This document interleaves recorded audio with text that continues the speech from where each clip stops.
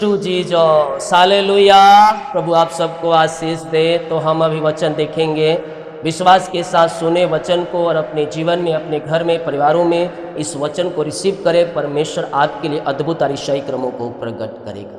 आमीन। मेरे प्रियो, जब हम विश्वास करते हैं तो हम प्रभु की द्वारा हम आशीष को हम पाते हैं। और वचन कहता है, देखिए भजन संहिता 34 अध्याय के उसके 18 वचन में कहता है, यहोवा टूटे हुए मन वालों के निकट रहता है और पिसे हुए मन वालों को उद्धार करता है। जो टूटे हुए मन से पुकारते हैं परमेश्वर उनकी सुनता है। जो पिसे हुए मन वालों को, यानी कि टूटे हुए मन से जब परमेश्वर के पास जाते हैं, उसे पुकारेंगे तो हमें मिलेगा और हमारी प्रार्थना, हमारी पुकार को सुनकर हमारे जीवन को एक फलवान डाली वह बना देगा। यह वचन हमें सिखाता है परमेश्वर आत्मा है।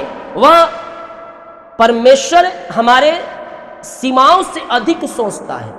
हम जो परमेश्वर से मांगते हैं ना, उससे कई गुना अधिक हमें देने के लिए तैयार है। वह हमारे पास, हमारे साथ, हमारे भीतर कार्य करने वाला परमेश्वर है। वो एक समय पे हर एक स्थानों पर रहने वाला परमेश्वर है। परमेश्वर के पाने के दिखावा नहीं, बल्कि सच्चाई से, हृदय से उसे पुकारना पड़ता है। यीशु मसीह ने कहा है, तुम होठों से मेरा आदर करते हो, लेकिन तुम्हारा मन उसमें कितना है। यीशु मसीह जानते होंगे ना, लोग दिखावा कर रहे हैं और हम जो करते हैं ना, प्रभु हमारे मन की बातों को जानता है। बहुत से लोग मन में कहते हैं ना, मन में कुछ और होठों, यानी कि बोलेंगे प्रभु प्रभु प्रभु मेरा ये काम कर दे, मेरा शादी हो जाए, मेरी नौकरी लग जाए, मैं चंगा हो जाऊं, मेरा ये काम हो जाए तो मैं ये करूंगा, वो करूंगा। लेकिन मन में वो क्या सोचते हैं? मन में यह सोचते हैं कि हो जाए, बाद में देखेंगे। लेकिन परमेश्वर मन की बातों को जानता है। हम मनुष्यों से झूठ बोल सकते हैं, मनुष्यों को धोखा दे सकते हैं, लेकिन परमेश्वर से हम नहीं छुपा सकते, क्योंकि परमेश्वर आदि से अंत है। वो गर्भ में रचने से पहले ही हमारे लिए सब कुछ लिखा गया है कि इस समय पर ये करेगा और ये सोचेगा और ये करेगा। तो परमेश्वर जानता है कि तुम परसों क्या करने वाले हो। वो परमेश्वर परसों बातों को भी वो जानता है, कल की बातों को भी जानता है, तुम कल क्या करो। हालेलुया। हमारा प्रेम मतलब ही प्रेम नहीं होनी चाहिए, यानी कि बीमार पड़े फिर प्रभु के पास, समस्या में पड़े फिर प्रभु के पास, और जब खत्म तो ऐसा नहीं। हर पल हर समय हम उसको धन्यवाद देने वाले हो जाएं, क्योंकि धन्यवाद का बलिदान चाहने वाला उसकी महिमा करता है। और जब हम विश्वास के साथ हम पुकारते हैं, विश्वास के साथ जब हम उससे कुछ मांगते हैं, तो हमारी सुनता है और हमें अपरम आशीष के बारिश हमारे जीवन में। परमेश्वर से हम अपने मन की बातों को नहीं छुपा सकते, इसलिए तो कहता है सच्चाई से जो पुकारेगा वो उसके निकट रहता है। भजन क्या कहता है? केवल शब्द नहीं बल्कि संपूर्ण समर्पण। भजन केवल हम सामने अपने जीवन को झुकाना नहीं। भजन जब हम गाते हैं, भजन क्या कहता है? केवल शब्द नहीं, संपूर्ण समर्पण के साथ हमें प्रभु के लिए कार्य करना है। भजन केवल बोलने या गाने तक सीमित नहीं है, परमेश्वर के सामने अपने जीवन को झुका देना है, उसकी प्रभुता को स्वीकार करना है। हम जब गाना गाते, जब हम प्रार्थना करते हैं, तो ये ना हम केवल प्रार्थना मुंह से करें, नहीं। प्रार्थना जब मुंह से करते हैं, जो दिल से हम करें, हमारे जो हृदय में है वही होठों पर भी होनी चाहिए। तब प्रभु आपकी प्रार्थना को स्वीकार करेगा और आपकी प्रार्थना का उत्तर वह देगा। हम प्रभु की इच्छा के अनुसार चलने के लिए हम निर्णय लें कि प्रभु जैसा तेरा वचन कहता है, मैं वैसा अपना जीवन को जीऊंगा या जीऊंगी।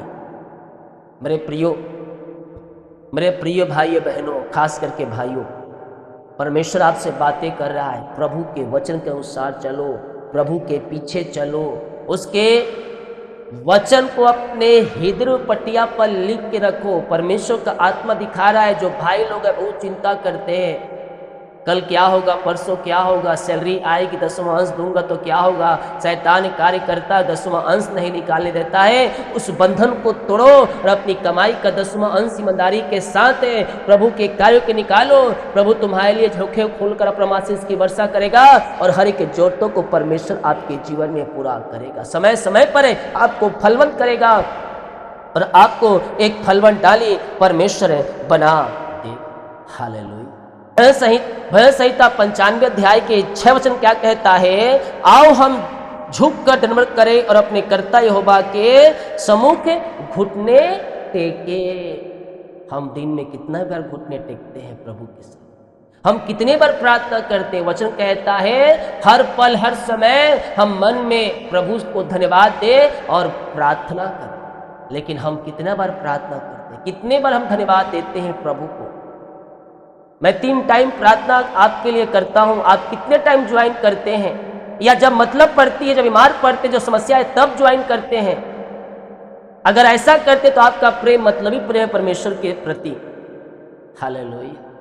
समय समय पर हम हर दिन हर समय हम प्रभु से जुड़े रहें। हम केवल मतलब पे नहीं बल्कि हमारा प्रेम बेमतलब होना चाहिए। मतलब हमारा प्रेम अटूट होना चाहिए, चाहे किसी परिस्थिति क्यों ना हो। हम प्रभु में बने रहें, उससे प्रार्थना करते रहें धन्यवाद के साथ। सब कुछ ठीक है तो हम धन्यवाद का बलिदान हम चढ़ाने वाले हो जाए हर बातों के लिए। हालेलुया। बहुत से लोग प्रार्थना नहीं करते इसलिए कि सब कुछ ठीक चल रहा है। ठीक चल रहा है तो धन्यवाद दो। हालेलुया। प्रभु आगे भी ठीक रखेगा। ठीक होने के बाद हम बिल्कुल ही प्रभु से अलग हो जाते हैं, तब शैतान कार्य करता है। इस बात को मैं बार बार कहता हूं। फिर लोग भागे दौड़े चले आते हैं प्रभु के पास और प्रभु इस पर उतना जल्दी उत्तर नहीं देने वाला है। बोलेगा बेटा पिछले बार मैं तेरे सुना, तू अलग हुआ, अब थोड़ा रुक, इंतजार कर, फिर मैं तेरी प्रार्थना का उत्तर दूंगा। और जब तक तुम्हें पका कर फिर से वो तरासेगा नहीं, तब तक तुम पर अपना अनुग्रह नहीं बरसाए। तो इसीलिए प्रभु में बने रहना हमें बहुत ही जरूरी है। हम घुटने टेके या ना टेके, हम प्रार्थना हर समय करें। सुबह प्रार्थना आती है 4 बजे। आप जितने बजे उठें आप उतने बजे प्रार्थना देखें। ये नहीं कि मैं 4 बजे पोस्ट करता हूँ तो आपको 4 बजे उठना है, क्योंकि बहुत से लोग लेट नाइट में सोते हैं, काम जाते हैं। तो जब भी उठें आधा घंटा बस पहले उठ जाए। और एक बात को मैं बहुत पहले से कहना चाहता हूं आप सभी के लिए, सुबह जब आप उठते हैं ना तो प्रार्थना देखकर फिर सोया मत करें। आप एक साथ उठें और जब उठे ना तब प्रार्थना आप देखें, उसके बाद अपना दिनचर्या का काम करें। प्रार्थना देखकर आपको सोना नहीं।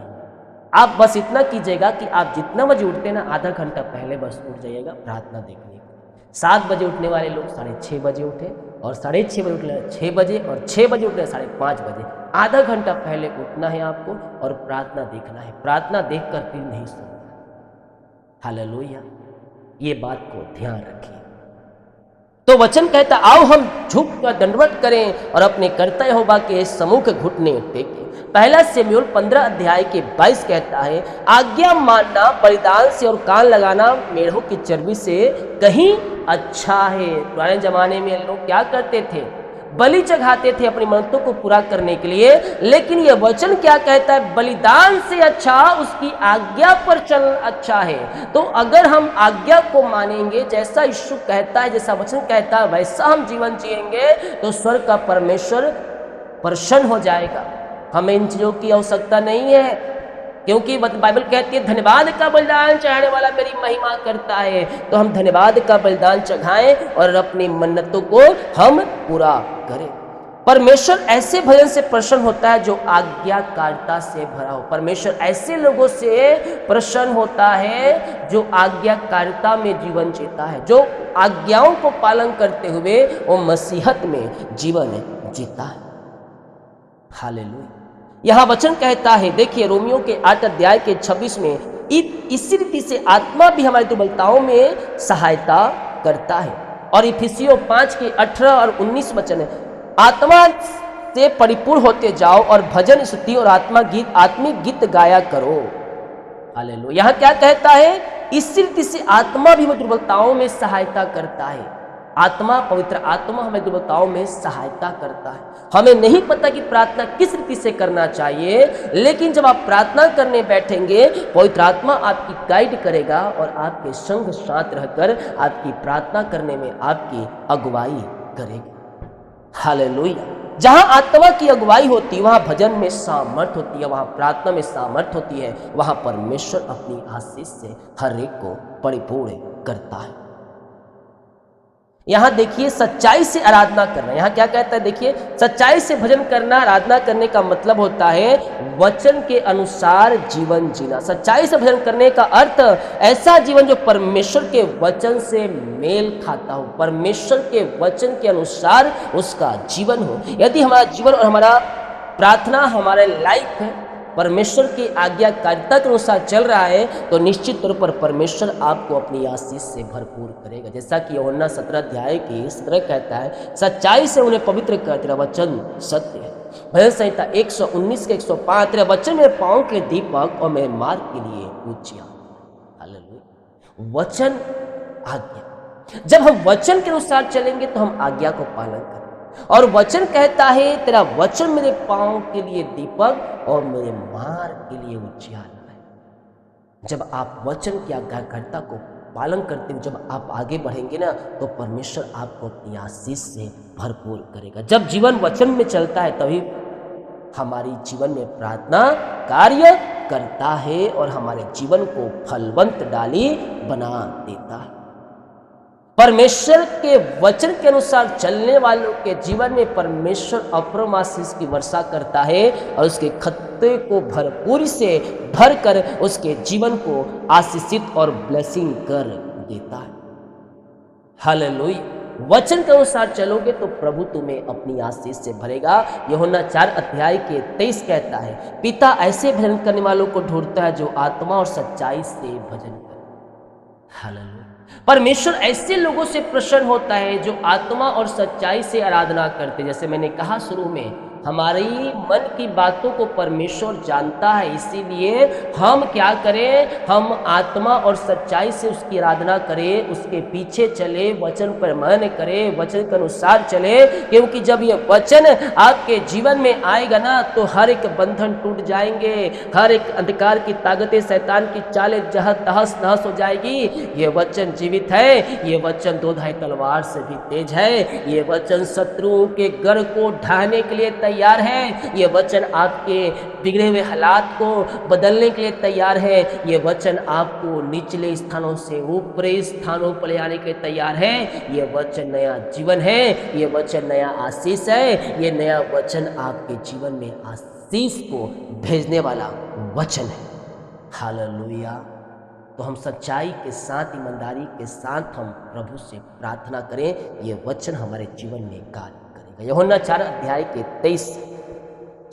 2 इतिहास 16 के 9, यहोवा की सृष्टि दृष्टि सारी पृथ्वी पर लगी रहती है कि जिनका मन उसकी ओर पूरा हो उन्हें वह सामर्थ्य दे।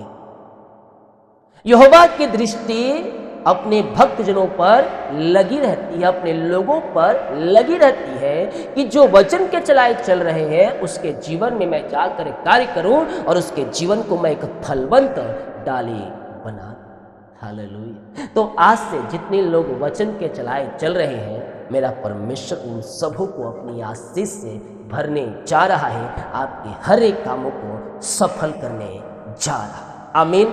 जितने लोग कमेंट बॉक्स में डाले प्रार्थना रिक्वेस्ट, आप सभी के लिए मैं प्रार्थना करूंगा। आए हम थोड़ी देर प्रार्थना करें। यस, आज यरूब की दीवार ढहेगी, ये हमारी चिंता कर्ज बोझ से प्रभु आपको आजाद करेगा। Hallelujah hallelujah hallelujah. री बाबा बाबा बाबा उला राबा रिका राबा रेकदम जयम। शुरू से लेकर अंत तक हमारे साथ बह रहे, प्रभु आपको ब्लेस करेगा। आमेन आमेन आमेन।